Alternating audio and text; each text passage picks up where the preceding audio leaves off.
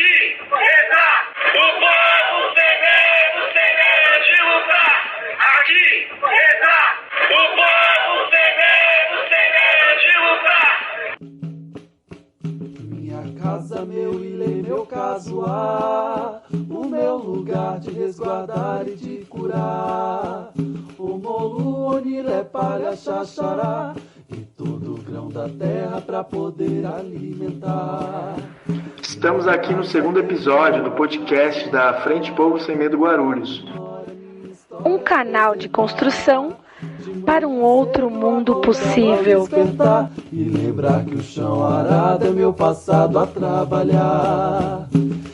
E hoje aqui no nosso podcast nós temos como trilha sonora várias músicas de Baobá, também um artista super bacana que está produzindo durante a quarentena de casa. E além dessas músicas que são Baobá solo, temos também Raízes de Baobá, que é Baobá com uma banda. Então nós vamos ter algumas músicas de Baobá, outras de Raízes de Baobá, e todas elas foram produzidas nesse período de quarentena. Então tem aí a importância que a música tem na nossa vida, as artes em geral, né? E também é uma forma de nós divulgarmos aqui artistas de Guarulhos. Então é um trabalho também militante, ativista, muito alinhado aí com as coisas que a gente defende. Então gostaria de agradecer aqui a participação de Baobá e Raízes de Baobá no nosso programa. E na descrição tem todos os links onde as pessoas que estão nos ouvindo podem acompanhar também outras músicas e a trajetória também dos artistas. E nós precisamos também agradecer a trilha sonora que foi veiculada no nosso primeiro episódio, que foi também de ativistas, feministas, as Despejadas. Então nós tivemos algumas músicas delas. Então muito obrigada, meninas. Foi um sucesso, tem muita gente curtindo o nosso podcast justamente por causa das músicas de vocês, que agora vão sempre seguir vocês. Muito obrigada. Pois é, um salve para as Despejadas, hein? Escutem Despejadas. E hoje, Raul, o nosso tema é como lutar sem ir pra rua. Resistência na quarentena.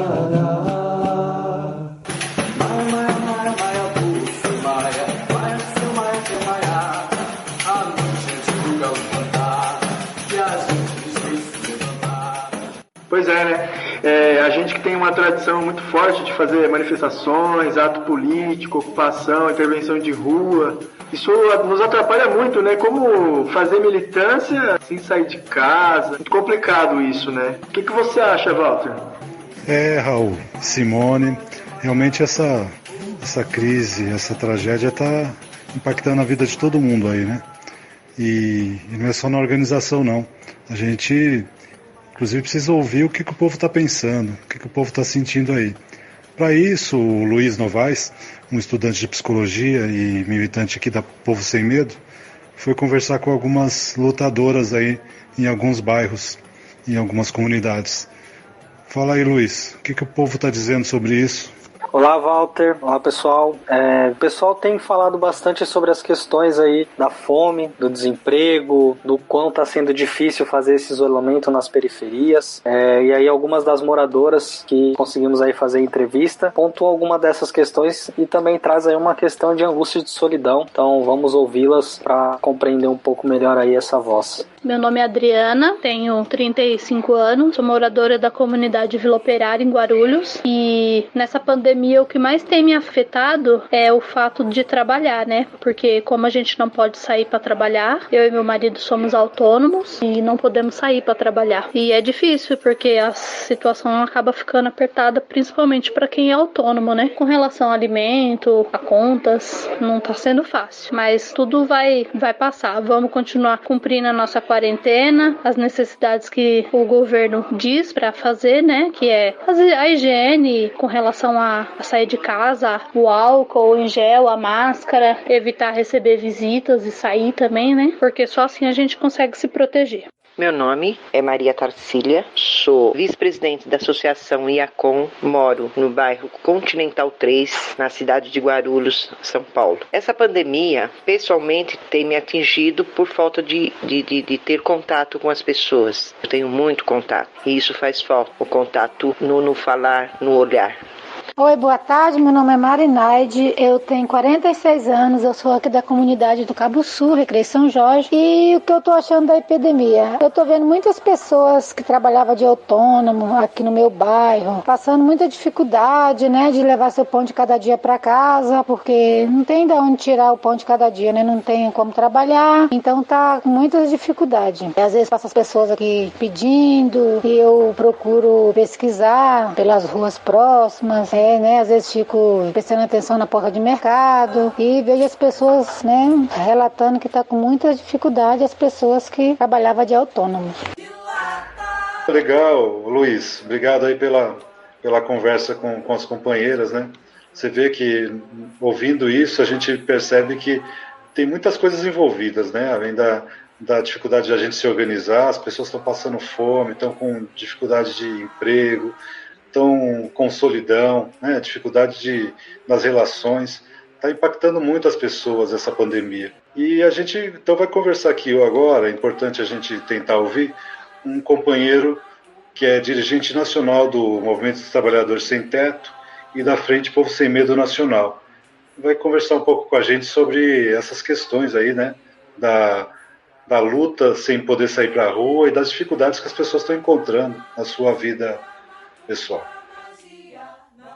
Então vamos conversar com o Guilherme Boulos. Olá, Guilherme, tudo bom? Bom falar com você, meu camarada.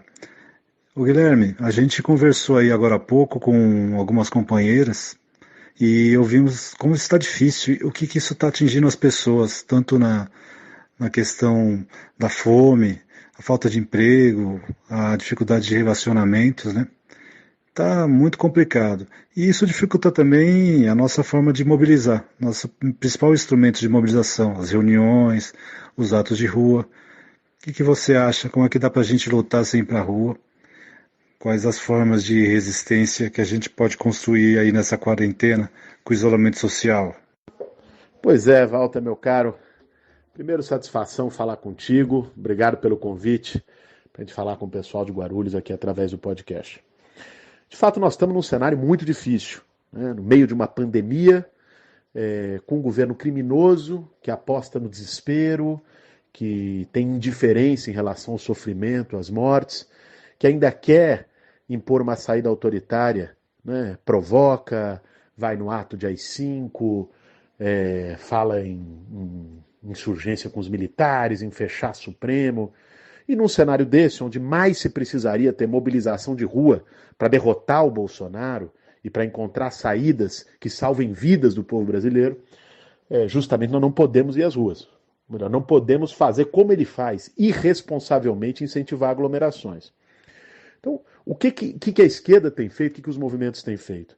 Antes de tudo, utilizar as redes sociais, né? Utilizar as redes com mobilizações virtuais, com pressão virtual. Isso funcionou em alguns casos, como foi uma mobilização ampla de rede que fez ele recuar naquela MP absurda que cortava salários por 4 meses com a suspensão dos contratos de trabalho. As redes incentivaram panelaços durante 2 semanas seguidas, todos os dias, contra o Bolsonaro. Você ampliou um caldo de fora Bolsonaro. Mas é verdade que isso não é suficiente. Eu acredito sim, e esse debate começou a ser feito na Frente Povo Sem Medo, em nível nacional, que é possível fazer manifestações de rua com responsabilidade, né? Por exemplo, nós fizemos uma em São Paulo com os profissionais de serviços essenciais que já estão nas ruas, e sem aglomeração, com 1,5 metro de distância, como os profissionais de saúde, os enfermeiros fizeram em Brasília, né? Mantendo a distância, com equipamentos de proteção. Ou seja, é possível, nesse momento, expressar de distintas maneiras que nós não aceitamos um governo genocida, um governo criminoso. Mas a principal forma, no momento de pandemia e de isolamento físico, acaba sendo as mobilizações virtuais. E desde a eleição passada, né, até agora, acho que potencializa com essa questão da pandemia e da quarentena, a disputa de narrativa com os robôs, né? Hoje é uma guerra digital. É fake news para lá, fake news para cá. Então, como é que você acha que a gente pode fazer essa disputa? Que instrumentos a gente pode utilizar? Porque, inclusive, tem alguns companheiros que acabam propagando, divulgando fake news ou vídeos da direita para dizer, olha, o que estão mandando, né? Como se estivesse fazendo uma crítica, mas na verdade está promovendo, está divulgando mais aquilo. Então, Boulos, o que fazer e o que não fazer nessa guerra digital? Olha, Walter, a disputa virtual, a disputa digital é parte da política no mundo todo. Veio para ficar, né? Esse fronte da disputa de informações, de narrativas, pelo WhatsApp, pelo Facebook, pelo Instagram, pelo YouTube, isso está acontecendo no mundo todo. É verdade que a direita, a extrema-direita, saiu na frente, não só aqui. Eles utilizaram, desde a Cambridge Analytica, que significou inclusive uma forma de manipulação de Big Data, de dados, formando perfis psicológicos, mandando mensagens segmentadas, mensagens que seriam mais, digamos,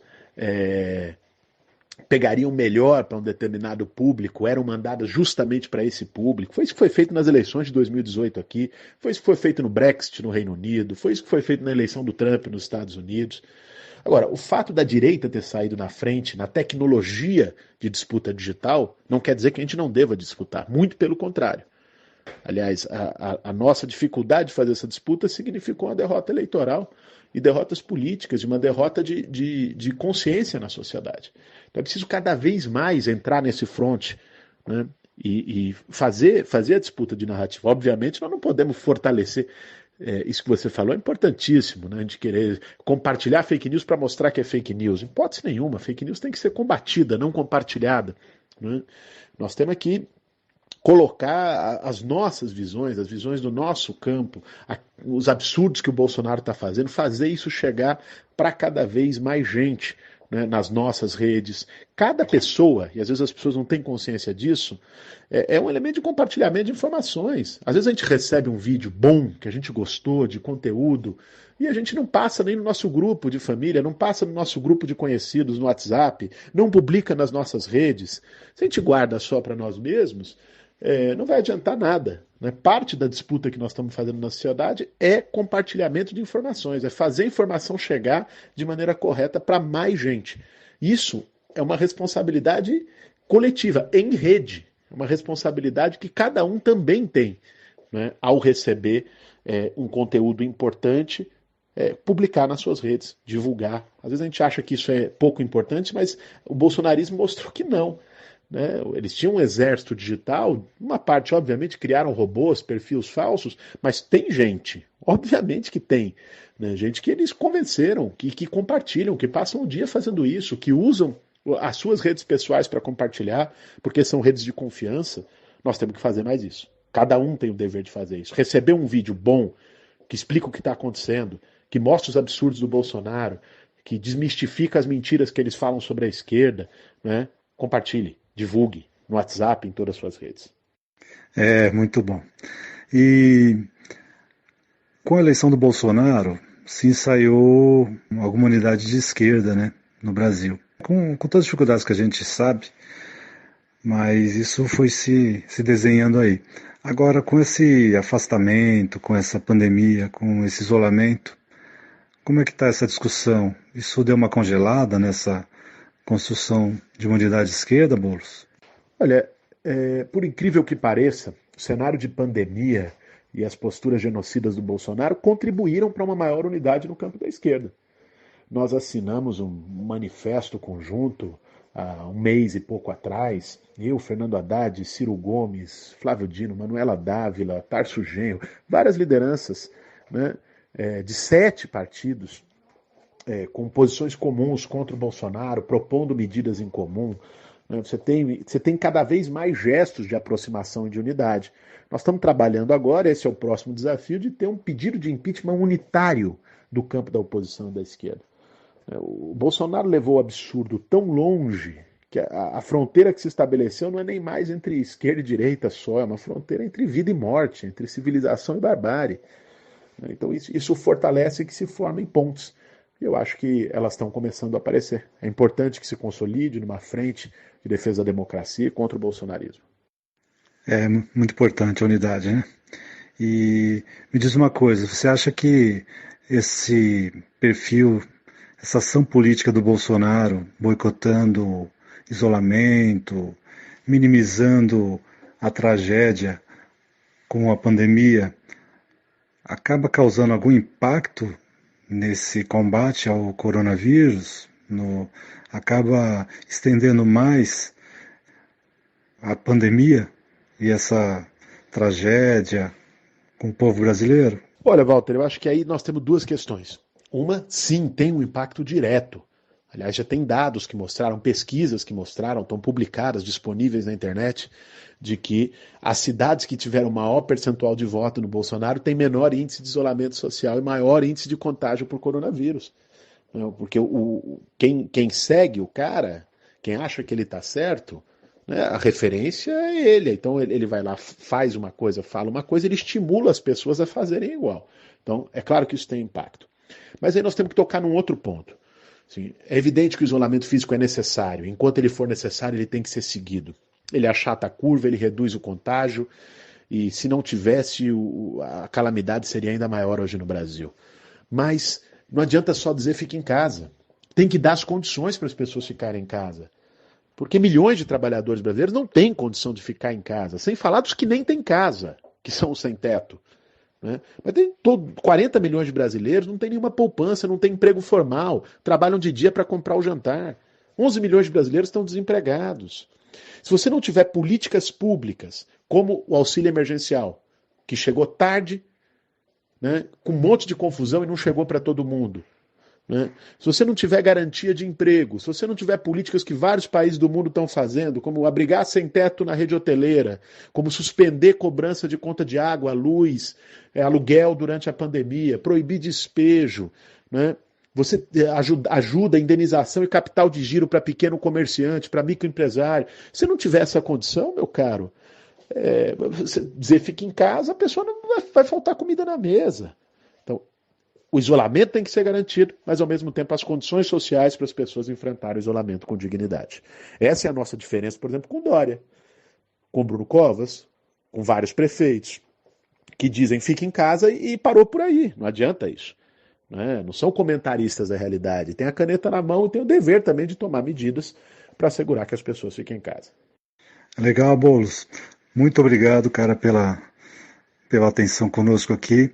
E Guarulhos está com saudade. Vê se, passando essa pandemia, esse terror que a gente está vivendo aí, dá uma passada de novo por aqui para conversar com esse povo, tá bom?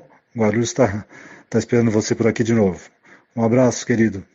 Valeu, Walter, meu irmão. Um abraço para você, para todo o pessoal do Povo Sem Medo de Guarulhos, que foi uma das pioneiras quando a gente fundou a Frente Povo Sem Medo. Guarulhos foi uma das primeiras e sempre muito mobilizada, sempre ampla, atividades muito boas que a gente fez por aí. Passando essa pandemia, com certeza vamos fazer muitas outras. Um abração, meu irmão. Muito bacana, sempre gosto muito aí de escutar falas que unem a teoria com a prática, né? É a nossa chamada praxis. Bom, então, aqui em Guarulhos está rolando campanha de solidariedade também, né? Dia 9, no sábado, foi lá no Assol, no cursinho comunitário, né? Que inclusive eu fui aluno e professor. E dia 16 vai ser na POSP, no Sindicato dos Professores, no centro de Guarulhos. E o endereço, pessoal, é na rua Leonardo Valarde, número 203, na Vila Gumercindo, no centro de Guarulhos mesmo, aí, das 10 da manhã às 2 da tarde. Então, e as pessoas podem doar produtos de limpeza, higiene pessoal e também alimentos lá na POSP. Lembrando que nós já estamos com essa campanha há um tempo, inclusive já foram distribuídas algumas cestas e também produtos de limpeza e outros itens também, não é, Walter? Sim, Simone, essa campanha já começou há um tempo, inclusive no sábado passado já teve uma arrecadação lá no Cursinho Assol, e aí tem essa nova arrecadação no sábado na POSP, e a gente já distribuiu algumas cestas que a gente adquiriu do Movimento Sem Terra. Fizemos algumas distribuições aqui na cidade. Inclusive, a campanha na cidade, ela foi acometida de uma emergência aí. Não sei se vocês estão sabendo que teve um incêndio na comunidade Nova Vitória, em que cerca de 180 habitações provisórias, barracos, foram queimados lá. Então, são 180 famílias desalojadas. E teve uma grande campanha com a Povo Sem Medo e outras organizações da cidade que a gente conseguiu dar uma boa ajuda, uma boa contribuição solidária lá para os companheiros e companheiras. Então isso mostra que a solidariedade de classe está funcionando aqui em Guarulhos. E o Anselmo esteve lá na comunidade Guindy e conversou com uma companheira lá sobre essas cestas que a gente mandou para o pessoal. Fala aí, Anselmo. Opa, estamos aqui na comunidade da Guindy, né? A gente está aqui, vamos trazer algumas doações para as famílias que necessitam, aqui tem bastante pessoas que moram, crianças, pessoas que ficaram desempregadas pela pandemia. Nós estamos aqui em nome da Frente Povo Sem Medo, agradecer os companheiros e da frente, né, que deu essa contribuição. Estamos aqui com a moradora que daqui conhece bem a comunidade, está aqui conosco hoje. Moro na Guile, não foi só a Guile beneficiada, como a colônia Leopoldina, a Lindomar Gomes de Oliveira, né, de que a gente teve lá agora, e a gente viu a necessidade das mães, e eu agradeço a vocês do grupo de ter feito essa contribuição com essas mães, porque acabei não filmando para ver a alegria do pai, da mãe, das crianças que estavam conosco. Que Deus possa continuar abençoando vocês, que vocês possam continuar nesse trabalho e ajudando as famílias. Aqui a gente tem um povo de necessidade, né? Teve outras mães que necessitariam e precisariam. Eu venho em nome da comunidade. Eu não sou liderança da comunidade, mas tenho um conhecimento já para 18 anos aqui dentro.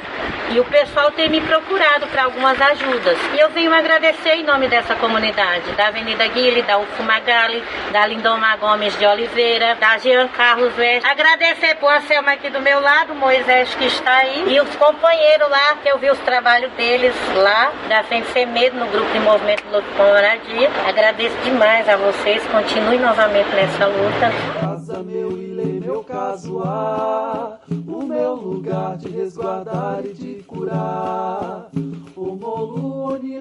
Interessante aí que os apontamentos do Boulos se encaixam muito na atuação da Povo Sem Medo aqui de forma local, né, com essas campanhas, com essas respostas da comunidade. Então, eu acho que é muito importante a gente compreender melhor a nossa organização e como funciona aí a Povo Sem Medo de Guarulhos. Raul, isso tem tudo a ver com como a gente se organiza, inclusive aqui na cidade, né? Algumas coisas a gente está aprendendo a fazer e está construindo junto. E para isso eu acho que seria legal a gente ouvir alguém aí da Povo Sem Medo Guarulhos conversar com a gente. Parece que a Simone conversou com um companheiro sobre isso. E vamos ouvir a conversa da Simone com o Dudu, Carlos Eduardo. Olá, Dudu, tudo bem com você? Nós estamos aqui hoje, então, no nosso segundo podcast, discutindo sobre as formas de resistência. Já conversamos com algumas pessoas de ocupações e também gostaríamos de conversar com você a esse respeito. Então, eu gostaria, junto com meus companheiros Walter e Raul, te dar as boas-vindas. Obrigado, Simone, demais companheiros e companheiras da Frente Povo Sem Medo, de Guarulhos, de outras organizações, movimentos. É sempre um prazer estar aqui nesse bate-papo, nessa construção com vocês. Bom, pessoal, então o Dudu, conhecido como Dudu na militância, é o professor Carlos Eduardo. Ele é professor de Sociologia na rede pública estadual. É atualmente vice-presidente do Partido dos Trabalhadores e também integra a coordenação da Frente Povo Sem Medo. Isso aí. Dudu, como é que você está vendo a organização da esquerda nesse momento e quais os desafios que você identifica? Simone, eu vejo com bastante preocupação a organização da esquerda. Embora seja dado histórico, parece que é sempre bastante difícil a gente construir consensos, sobretudo uma unidade de ação. Historicamente, é importante sempre a gente lembrar, sobretudo nesse momento, que historicamente é a esquerda responsável pelas grandes conquistas, por revoltas diante de situações de extrema injustiça, por denunciar um sistema opressor, por fazer greves, atos, né? Então a esquerda ela tem esse papel histórico fundamental no sentido de denunciar todas as mazelas às quais historicamente a grande maioria da população, o povo mais pobre, é submetido. Mas ao mesmo tempo a gente também vê de forma bastante recorrente as dificuldades, muitas vezes, da gente ter um consenso, uma unidade de ação no sentido das lutas prioritárias, né? Então, nesse momento, ao mesmo tempo que a gente vê bastante movimentos no sentido de ter unidade diante de tantas mazelas que nós temos assistido diariamente, ao mesmo tempo a gente percebe os limites que estão colocados no sentido da nossa organização, de forma a somar forças que nós temos, das organizações, das instituições, dos militantes, das militantes, no sentido de derrotar um inimigo que cresce a cada dia, que demonstra sua face mais cruel e violenta. No dia de hoje, domingo, nós vimos uma das maiores manifestações desse período de pandemia, o atual presidente se manifestando. Então, mais um degrau nessa escalada rumo a um sistema cada vez mais autoritário, mais violento, né? No dia da imprensa, jornalistas sofreram violência, não podendo fazer a sua cobertura do seu trabalho, né? Então a gente vê, ao mesmo tempo que uma escalada generalizada por parte das forças mais conservadoras e retrógradas, e ao mesmo tempo a esquerda não necessariamente consegue ter uma ação unitária. Por isso vejo com muita preocupação. A que você atribui, basicamente, essa dificuldade de construir consenso? Nós estamos vivendo um momento absolutamente complexo, no qual a direita busca a todo custo se manter no poder e impedir mesmo o avanço dos movimentos e conquistas sociais, não só impedir o avanço, mas também retroagir, né, no que foi alcançado. Ou seja, nós estamos em pleno processo reacionário. Então, nós pensamos que seria muito importante você comentar um pouco também a respeito dessas dificuldades e, como não poderia deixar de ser, qual o papel da Frente Povo Sem Medo diante disso. Eu acho que, a maneira como eu vejo, eu acho que tem a ver um pouco com uma questão histórica também, como eu citei anteriormente, tem a ver com esse passado mais recente, no qual a maioria de nós, militantes, estávamos e estamos organizados em instituições diferentes, distintas, que muitas vezes têm suas estratégias, suas táticas, e elas são construídas de modos distintos também. E aí eu acho que muitas vezes, no sentido da gente buscar quais são as análises corretas, e a partir dessa análise, a tirada de uma tática, muitas vezes nós temos divergências, né? A maneira como se constrói. Nós vimos no 1º de maio, por exemplo, a tentativa de ter um 1º de maio unificado e bastante, por assim dizer, alargando muito os limites dele, inclusive convidando pessoas fora do espectro de esquerda, inclusive figuras que tiveram um papel nesse último período contra a classe trabalhadora.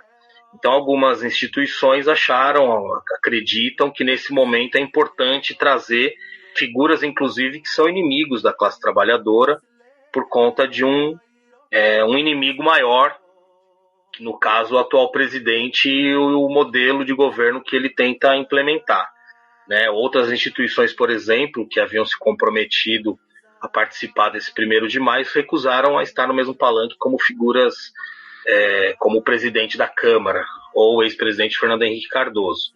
Então, sem entrar no mérito da discussão qual é a posição correta, me parece que é um dos exemplos que a gente consegue perceber da dificuldade da gente ter uma organização que seja de fato unitária, porque tem divergências importantes no sentido de entender qual é a melhor tática, com quem fazer aliança nesse momento. Então eu entendo que tem muito a ver com isso, com a maneira como a gente encara qual é a prioridade nesse momento e até que ponto até o limite que cada instituição, cada organização, movimento e partido entende que pode ir, qual é o limite disso, né? Então me parece que esse é um exemplo, né? Nós tem a questão eleitoral, é um ano eleitoral, então os partidos também têm as suas estratégias nesse momento, isso acaba contando. Enfim, então acho que tem uma série de elementos que ajudam a gente a entender um pouco essa dificuldade de organizar uma ação que seja unitária. E nesse sentido, acredito que a Frente Povo Sem Medo ela tem um papel fundamental nesse momento. Sobretudo a partir da experiência que nós temos aqui em Guarulhos, que a gente reúne pessoas de diversos partidos, do campo de esquerda, de diferentes movimentos sociais, de militantes que não necessariamente estão dentro de alguma outra instituição. Então a Frente Povo Sem Medo ela tem sido uma experiência bastante exitosa no sentido de construção de consensos, de uma organização extremamente horizontal, né? A Frente Povo Sem Medo de Guarulhos ela tem sido um lugar de encontro das pessoas de diferentes instituições, de organizações.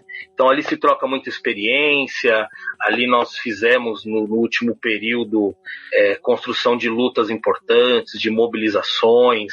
Então a Frente Povo Sem Medo eu acho que ele é um modelo importante que pode encontrar respostas para esse momento. Muitas vezes o limite que os partidos têm, muitas vezes o limite que o calendário eleitoral tem, a Frente Povo Sem Medo, ela até hoje, nós conseguimos preservá-la desse tipo de contradição ou de limite, né? A Frente Povo Sem Medo tem sido um espaço de muita construção política, de muita mobilização, de muita luta em favor da classe trabalhadora, de uma maneira muito horizontal e muito respeitosa entre aqueles que militam, que fizeram a opção de construir a Frente Povo Sem Medo. Beleza. Muito obrigada, Dudu, pelas suas considerações e por tudo que você está trazendo aqui para nós, que é muito significativo.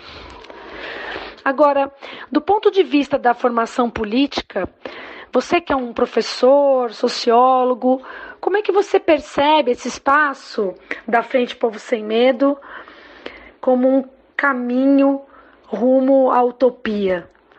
E aproveitando, vamos fazer um chamado, né, para convidar as pessoas que simpatizam com os temas que nós estamos abordando e se identificam com a esquerda, que possam também somar e participar conosco da Frente Povo Sem Medo Guarulhos. Esse ano é um ano bastante difícil por conta da pandemia, mas a Frente nos últimos anos tem cumprido um papel importante também no sentido da formação, né? Todas as nossas plenárias a gente sempre inicia com algum tipo de formação, em geral com grandes convidados. Fizemos várias atividades trazendo figuras importantes que contribuem com a formação nesse momento. Frei Beto esteve com a gente, o próprio Sakamoto, um jornalista destacado, outros intelectuais, como Ricardo Antunes, outros professores intelectuais da Unifesp, está aqui em Guarulhos, enfim. Então a Frente ela tem se preocupado bastante com o aspecto da formação e acho que a gente cumpriu de maneira fundamental. Eu acredito que nós temos três questões nesse momento que elas são fundamentais, que a Frente e todo o campo de esquerda de resistência precisa se debruçar.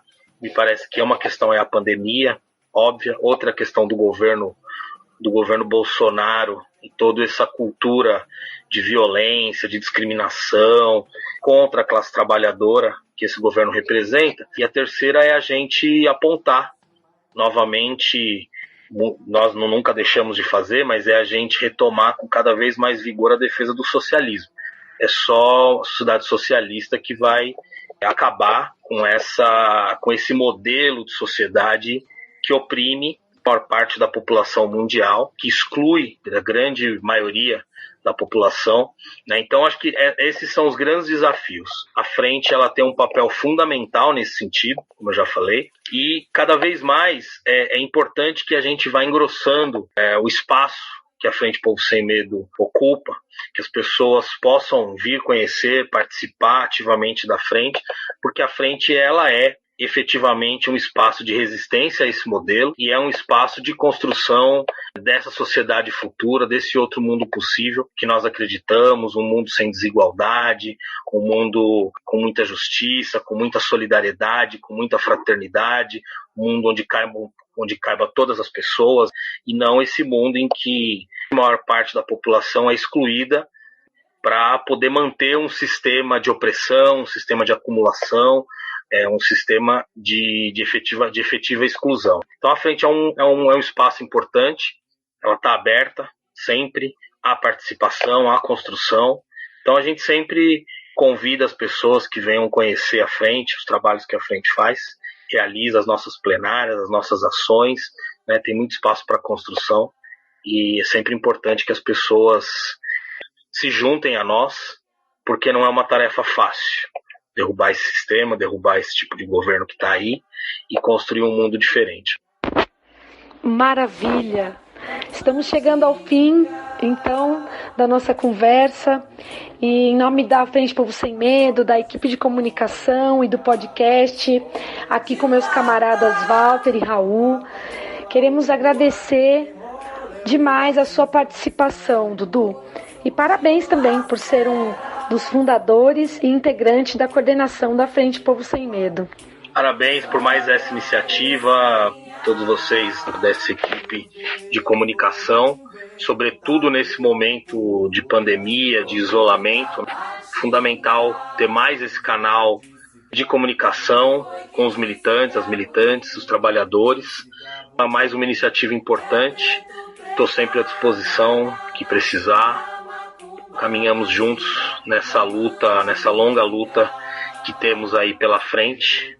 Obrigado, fiquem em casa quem puder, se cuidem, novos dias virão.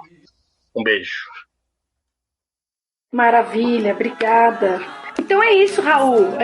Com essa fala muito bacana do Carlos Eduardo, Dudu, a gente fecha, né, tudo que a gente falou hoje. Então, trazendo aí a voz do povo que está nas ruas, que está nas ocupações, vivendo aí todos os conflitos e contradições desse período que a gente está vivendo. E depois de discutir o contexto mais amplo, a gente também discutir a luta local, as ações locais. E a gente precisa falar de novo também, para ficar bem marcado aí, a nossa campanha de solidariedade, né? Continua. Muito bem, né? Então, assim, para quem quiser ajudar financeiramente para a gente continuar a campanha de solidariedade, tem uma conta, né? A conta do Banco do Brasil. Anota aí. Agência 15555, dígito 5. Conta poupança 3696440. Variação 51. Francisco A. Vieira. O CPF é 838-417-92804. Bom, chegamos ao final. E também quem quiser continuar dialogando conosco, pode nos adicionar na nossa página do Facebook, entrar em contato conosco por lá, Frente Povo Sem Medo, Guarulhos. Se cuidem, até a próxima. E se puder, fique em casa. Aqui está o povo sem medo de lutar. Só levantar, continuar, pra ele cuidar do velho, da iaia, do ancião, que são potes do tesouro e dos segredos guardiãos. Xaxarê, xaxará, xaxarê, xaxará. Minha casa, meu ilê, meu casuar, o meu lugar de resguardar e de curar. O molu, onilé, palha, xaxará, e todo grão da terra pra poder alimentar. Minha casa, meu ilê, meu casuar, toda memória, minha história preservar. De manhã cedo acordado ao despertar, e lembrar que o chão arado é meu passado a trabalhar. Ensina o menino no caminho e que se deve andar, e que se tropeçar é só